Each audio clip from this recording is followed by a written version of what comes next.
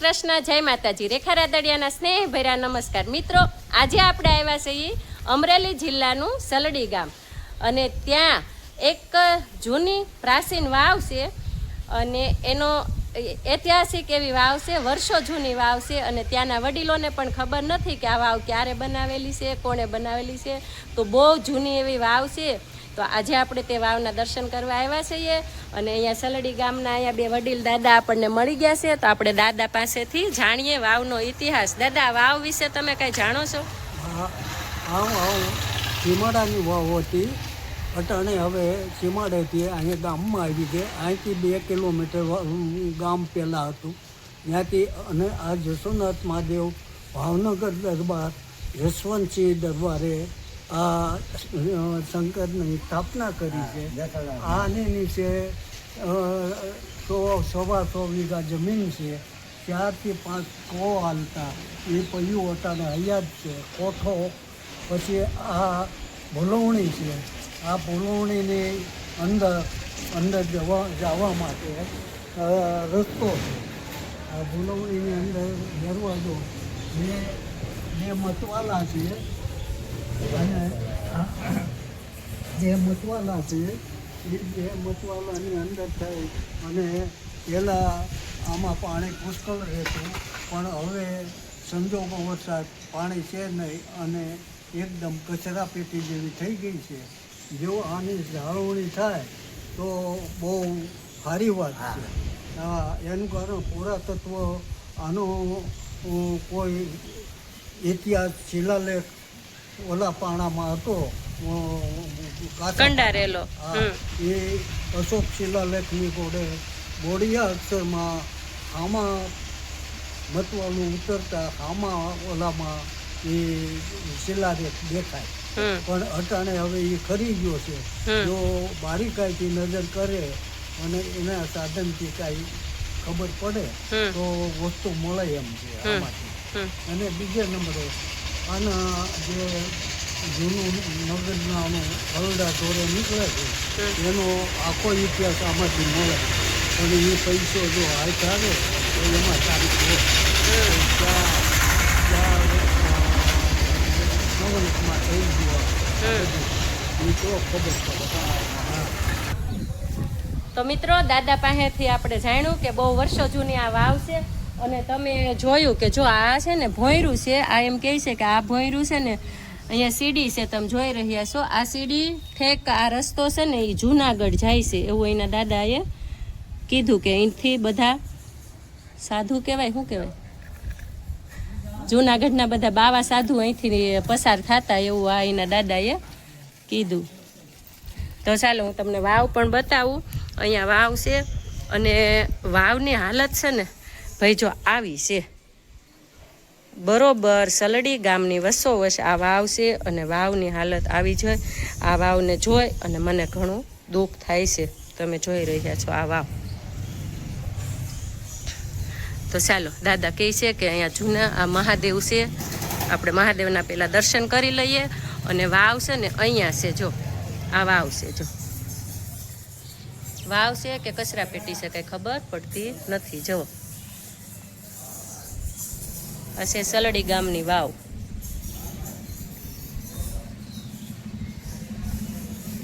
હે દાદા, આ વાવ છે કે કચરા પેટી?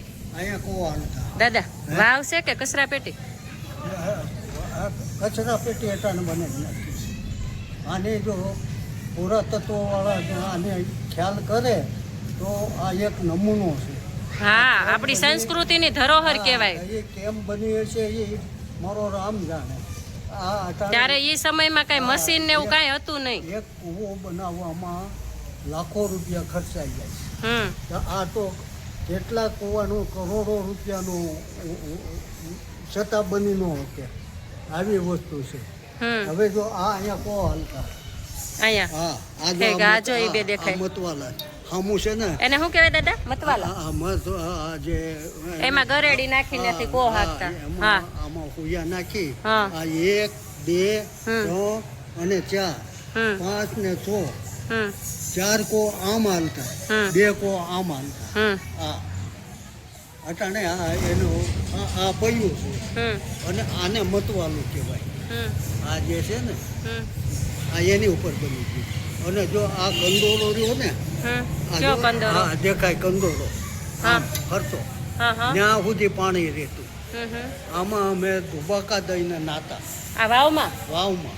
તરતા આવડે? હા ભાત જેવું અવળું છોકરો અમારે અહીંયા તરતા આવડ. હમ આ વાવમાં તરતા બધા.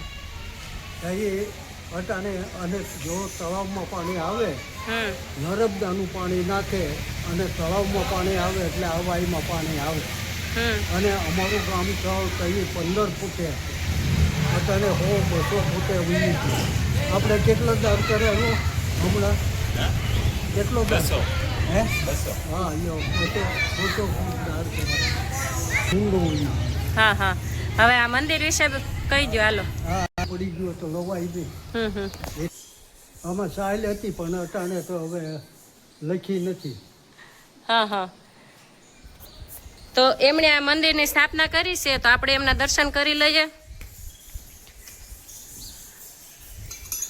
જય મહાદેવ.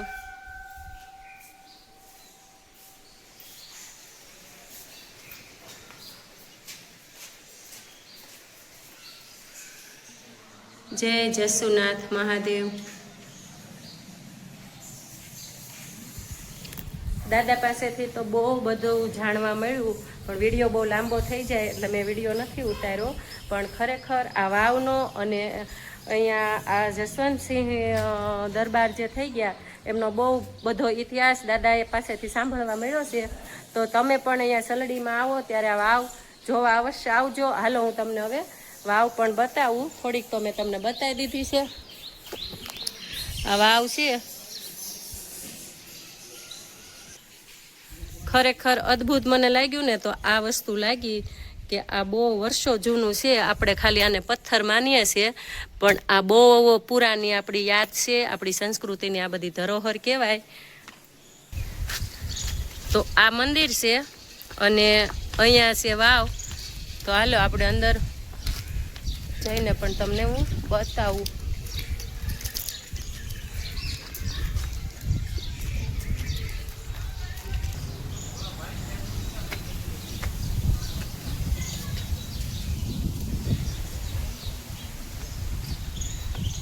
આ છે વાવ.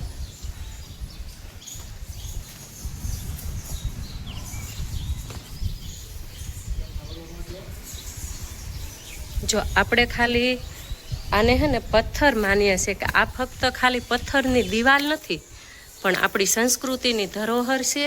તો મારું એવું કહેવું છે કે આ બધી આપણો જૂનો ઇતિહાસ છે, આપણી સંસ્કૃતિનું ગૌરવ છે. તો આ બધી વસ્તુ છે તેને આપણે કાળજી લેવી જોઈએ. અને આમ જો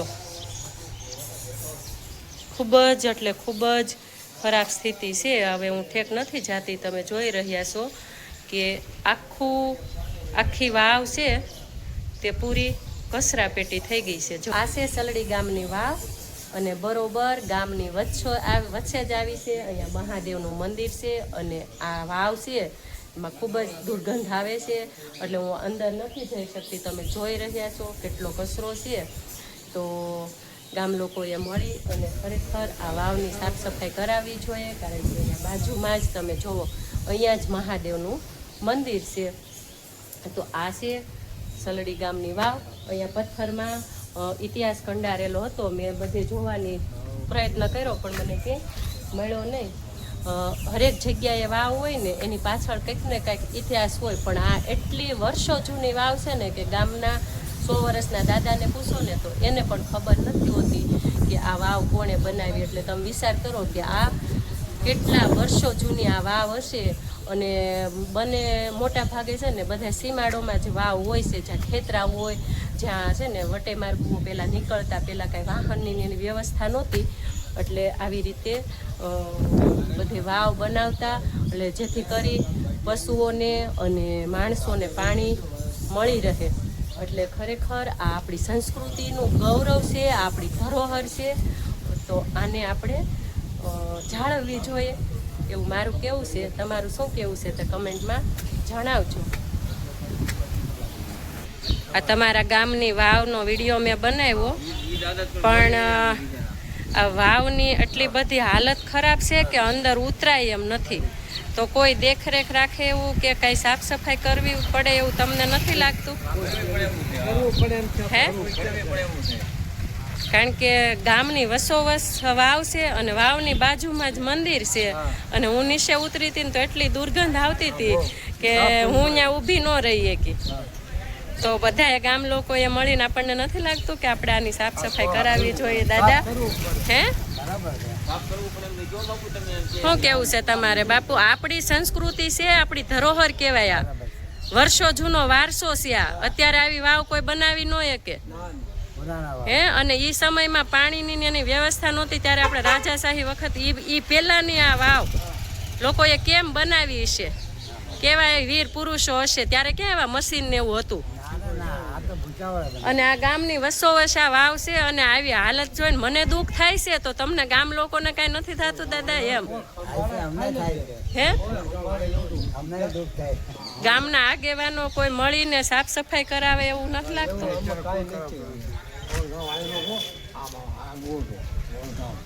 ગામ આઘું હતું. હા, આ ગામ નથી, આ સીમાડો હતો ને. ત્યાર પછી અહીંયા આ વરુડીએ હતું, અહીંયા આપણે આ સોબન પાન તમારે. તો આ સલડી ગામની વાવ છે, જુઓ. તો મિત્રો, સલડી અમારે રસ્તામાં થાય અને અહીંયા સરસ મજાની આવી જૂની વાવ હતી, તો મેં તમને વાવ બતાવી.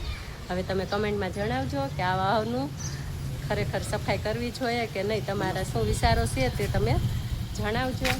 અને અદ્ભુત બાપા, અદ્ભુત છે આ વાવ, અદ્ભુત છે આ ભોંયરું, આ પથ્થર, આ કઈ રીતે કેવી રીતે કર્યું છે તમે જુઓ તો ખરા.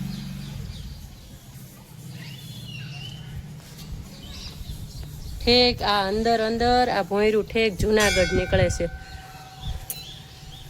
આપણને પણ આ જોઈને ઘણી ખુશી પણ થઈ અને દુઃખ પણ થયું છે.